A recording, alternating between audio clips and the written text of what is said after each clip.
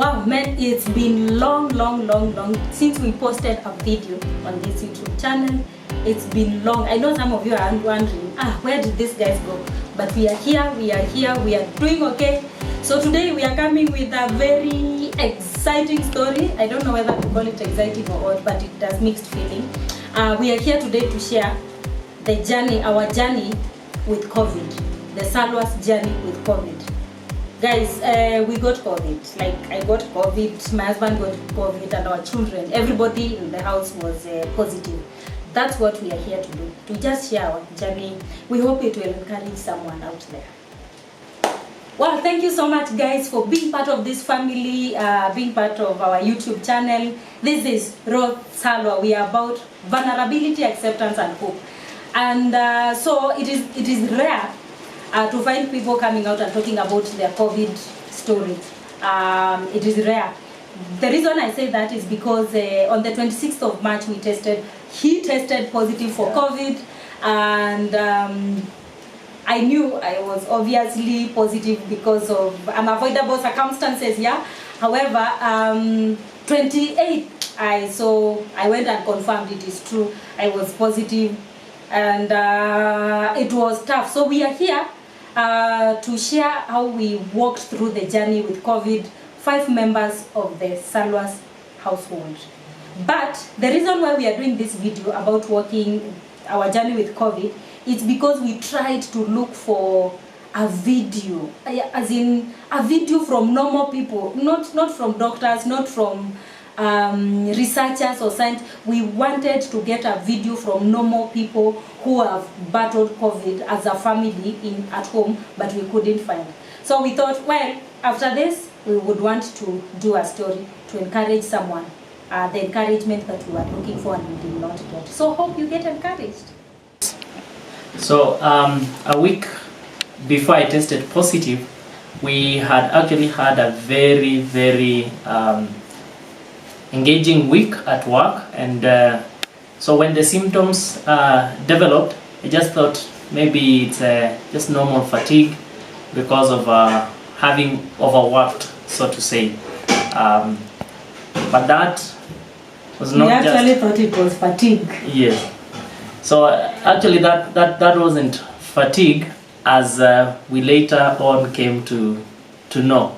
The previous week before we got COVID, we went to work, and it was very busy. In fact, we didn't even, sometimes usually we take offs because of COVID, so we work in different shifts. But this particular week, because of the event we were planning for, we were all at work and doing manual work. And actually, sometimes we would leave the place of work at around 8 p.m. I remember there was a time we left 10 p.m. with curfew. With curfew. What? Yeah, because we needed to deliver, we needed to be ready for the event that was coming up. So I just felt I had overworked. We actually felt we had overworked, and so tuliona tu ni kama it's fatigue. After the event, life continued, and we took a break of about 2-3 days from work. So Friday we went to work. And you were sick? Yes, we were feeling not okay, but somehow we were not going to hospital. So up to about that particular Friday, around 1:30, we decided let's pass by hospital to be examined. You see, being normal Kenyans, we would come home, and by the way, we are not yet 40, but we usually have a box of Panados in the bedroom. A box of Panados. So we thought, we feel tired, maybe in fatigue or headaches and so on and so forth. So we would self-medicate to take the Panados, because we started feeling unwell on Tuesday.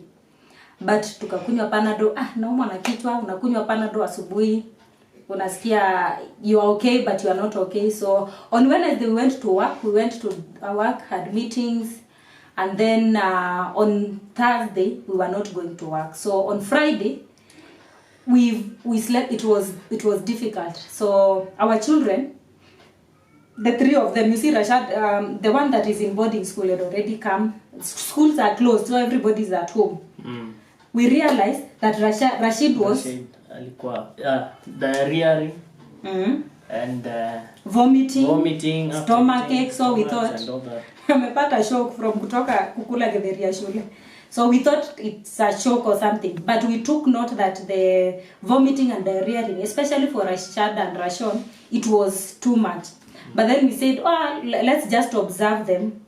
But you had taken Rashon to hospital. Yes, I had taken Rashon for the normal well baby clinics. And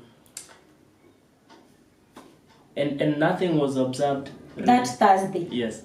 But then that Thursday, kuamkia into Friday, Yeah. it was tough. It was tough, headache, sweating, and so on. And so we decided. In fact, we wrote a message at work and said that we will come late. We want to pass by the hospital. Yeah. But then we thought if we go to the hospital, we may stay because of the queues in the hospital. We may stay for long. So we decided, let's go to the office first and then leave. We go to the hospital. So we passed by the office. It was tough, manze. We were feeling bad. But then we left at around 1. Yeah, I would walk for like 5 minutes and I just feel like I need to sit down. The eyes are heavy. The body, all over the body, you are aching, and it was just that feeling, that the feeling that one has when you have some malaria, like really bad. Body aches. Yeah. Joint weakness. Joints are painful. You don't have strength. Coughing. To walk. You coughing. You have sore throat, and you just feel like you need to sleep. But Kenyans, sisi ni akina nani? For me, I was waiting for that point where, si walisema if you have COVID, you will stop testing. That's what I was waiting for. That I cannot test, I cannot smell. Ndio nitajua this is COVID. Otherwise, for me, it was fatigue and I can take Panados. Honestly, for me, it wasn't really waiting for anything. But just the fact that if you go to hospital, that you might just be asked to test for COVID. That thought of just being tested. And then, of course, I had seen on TV how people were being tested. You know, how they poke that thing into the nose. And for me, that was like, no, I'm not going to hospital for any reason. And for me, I'm not the kind that goes to the hospital. So I have to be pushed. I have to feel really bad to go to the hospital. So Salwa kept on telling me, let's go to the hospital. I mean, I'm not going. Because I knew I can drink water and rest and I will be fine. But finally we decided, well, let's go. So we went. He actually forced me to go to the hospital on that 26th of March. Yeah, 26th. I didn't want to go. He forced me to go to the hospital. And I was mad. I threw tantrums. At some point, you actually left me in the car and threatened to walk back home. I was like, well, at least at this point, let me just go into the hospital. Yeah. So we went to the hospital. So of course we are going individually. So I took a card, a number. He took his own number. Then we went. So he saw a different doctor. I saw a different doctor. For me, I couldn't stand that thing they put in the nose to test for COVID. So I didn't give the whole details about what I'm feeling. I just said, I'm just feeling body ache. Are you coughing? No. Are you having everything? I said no. Are you vomiting? No. Are you everything? I said no. Because I knew I wanted him to be tested first, because he already told me that the doctor told him to do a COVID test. Yeah. So the doctor I saw recommended that I do a blood test. And then after that, then she would be able to give direction on what I need to do. So went into the lab, blood tests were run, and I was okay. Everything in the blood was good. So the doctor looked at the report and she said, well, we have to do the antigen COVID-19 test. So I said, okay, fine. Again, at that point, I have even forgotten the experience of something being poked into your nose to get the whatever they are looking for. So I just said, yes, I will do that. And of course, I knew I was feeling really bad and something must be wrong with me. So for me, I escorted him to go and take. Remember me, I've just done a blood test alone. So when my results came, the doctor said, Rose, you are okay. We can't find anything. But we see that your white blood cells are too high. They are supposed to be between, I don't know what amount to what amount. They are too high. It looks like they are fighting something in the body that we cannot tell. Have you interacted with somebody with COVID recently? I said no. Have you? I said everything. I said no because living in denial. Because I knew if he test positive, that means I'm also positive. Yeah. So I escorted him to go and do taking the samples upstairs in that hospital. So I sat there, and for him, it looked so easy. Mwanaume ni kujikaza, so I just allowed the doctor to take the sample from my nostril, and then I was told to wait for 45 minutes. So we waited.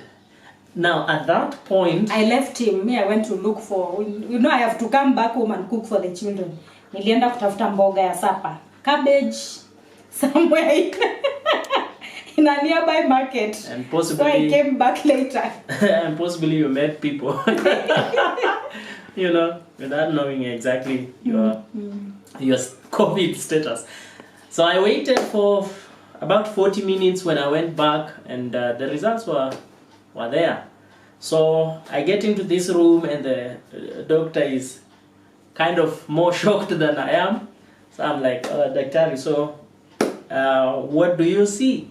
And she said, okay, you need to be on medication. It's like she's finding it difficult to explain to just tell me you're COVID positive.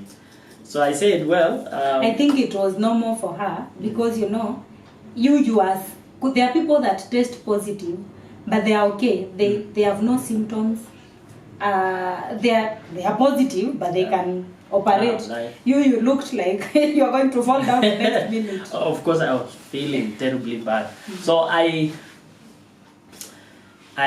told her, in my line of duty, I interact with many people. So if I am positive, just tell me I'm positive, and so that I know how to move from here. So she said, yes, the tests actually show that you have the viruses have been traced. Those are the words that she used. So yeah, so I got shocked. I'm positive, and when you think about COVID being positive, immediately what came into my mind is the statistics that I have been seeing. How many people are infected within 24 hours? How many people have died? How many people are in hospital in that thing? It's called what? Ventilator. Yeah, and how many people? So I began, particularly, I started looking at how many people have died within the 24 hours. So will I be part of the statistics tomorrow, or maybe today, or whichever day? So it hit me. Of course, testing positive, you are part of the statistics. Already you are, but the difficult one is how many have died. And that became quite a constant thought that for me, it was real. So when I come back and meet Tsalwas at the gate or at the door of the hospital coming out, and he tells me that he's positive, I obviously knew there is no way I am going to be negative. I hear that there are couples that can be tested. The husband is positive, the wife is not. I hoped that could be the case, but our relationship is quite different. We share literally everything. Like we share everything. We share everything. We share handkerchiefs. We share toothbrush. That is how Let me say, you rarely have a handkerchief, so so we use mine. So yeah. So I knew there's no way Tsalwas is going to be positive, and I am not. Yeah. So we came to the hospital. We came home. I was shocked. We come and this guy is down, and I'm thinking, what? So we informed our HR that of what is happening. That we have tested positive because we have colleagues, and it makes sense to protect people so that even them they know and they can go for a test because we work together, people that we've interacted with. So I was highly encouraged. In fact, we talked to two people. We talked to the HR, we talked to our supervisor, and we talked to a friend. So this friend was, you go and get tested. Yeah. So that was on Friday. Tsalwas tested positive on Friday. Yeah. I was just going to confirm. So on Sunday is when I went for testing. But immediately, because the doctors advised that we put on our mask throughout, so we put on our masks. Yeah. We were always putting on our mask. So I went and got tested. It was positive. So we came home. And at this time, our children are diarrheaing, vomiting, stomachache, coughing, fever, tarara. So we talked to the pediatrician. We talked to the pediatrician, and they told us, what is the relationship with you? What relationship do you have with your children? Like, do you go to work at 5 in the morning and come back at 8 or 9 when they're already asleep? We said, where we are, our children are there, unless they cannot be there. Yeah, like for example, Rashid, if he's in school, so he's not with us, and if Rashad is not with us, it only can be that he is in school. But apart from that, we are always together. And the previous day, because Rashid had come from school, they carried their mattresses and came to our bedroom for sleep. So we are quite tight. We knew these ones. Hey. I mean, if any of them wakes up, the first thing they think of doing is to find out where mom is, where dad is, and so we have close contact with our kids. Yes. So what we were told then is don't put the children into the torture of going through the test. They are obviously positive. So we were put on medication, all of us, from the children all through. The medication, these are the medicines, as you can see here. So we were given these drugs, vitamin C, zinc, antibiotics, painkillers. So we would wake up every morning and all of us to take the medicine. But many of them were ×2. So the only thing that we would take 3 times is painkillers. But we were advised to only take painkillers when there is pain. If there is no pain, no need. So that's how we found out that we had COVID. Now we are at home. We are positive with COVID. We have COVID. So what happens?